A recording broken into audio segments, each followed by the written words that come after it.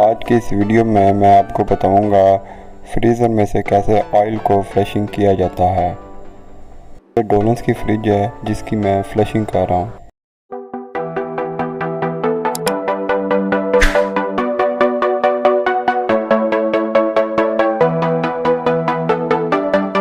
السلام علیکم دوستو، کیسے ہو سب؟ میں امید کرتا ہوں سب خیریت سے ہوں گے۔ آج کی اس ویڈیو میں آپ کو بتاؤں گا کہ میرے پاس ڈولنس کی ریفریجریٹر ہے، اس کی میں کیسے فلشنگ کر رہا ہوں، ٹھیک ہے، کیسے اس میں سے آئل نکال رہا ہوں، اسی ویڈیو میں آپ کو بتاؤں گا۔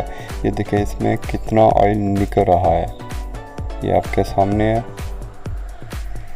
پراپر آپ کو گائیڈ کروں گا۔ یہ جو آئل ہے میں سب سے پہلے R134A کا لیکوڈ دوں گا، پھر نائٹروجن کا پریشر دوں گا، ٹھیک ہے۔ جیسے ہی نائٹروجن کا پریشر دوں گا اس میں سے جو آئل ہے وہ سارا نکل آئے گا۔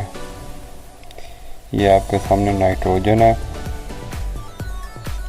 یہ نائٹروجن کا وال لگا ہوا ہے جس کو میں نے لائن کے ساتھ لگایا، لائن ہماری سیدھا گیج کو لگ گئی۔ اس کو میں نے 120 PSI پریشر دیا ہوا ہے، یہ آپ کے سامنے ہے۔ سیدھا پریشر ہمارا فریزر میں سے جا رہا ہے، یہ جو سکشن پائپ ہے یہ سیدھا فریزر میں جا رہا ہے۔ جو لیکوڈ دینا ہے ہم نے فریج کو وہ یہ ہے کہ آپ R22 کا لیکوڈ دے سکتے ہیں، R134 کا لیکوڈ دے سکتے ہیں، ٹھیک ہے، R290 کا، R600 کا لیکوڈ دے سکتے ہیں، ٹھیک ہے۔ جیسے ہی آپ نے لیکوڈ کو دینا ہے گیج کو بند کر دینا ہے، لیکوڈ ہمارا فریج کے اندر ہی رہے گا۔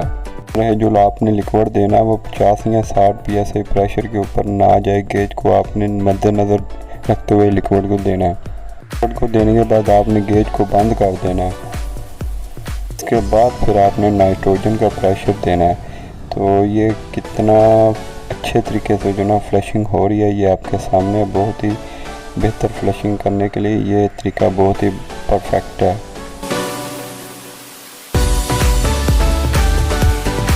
فریج میں سے مکمل آئل نکل چکا ہے، وہ جو مزید رہ گیا ہے اس کے اندر وہ انشاءاللہ سارا نکل آئے گا۔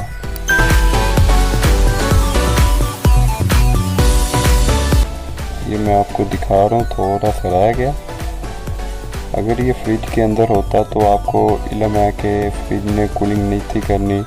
امید ہے ویڈیو آپ کو بہت ہی پسند آئے گی، چینل کو ضرور سبسکرائب کیجیے گا۔ اوکے، اللہ حافظ۔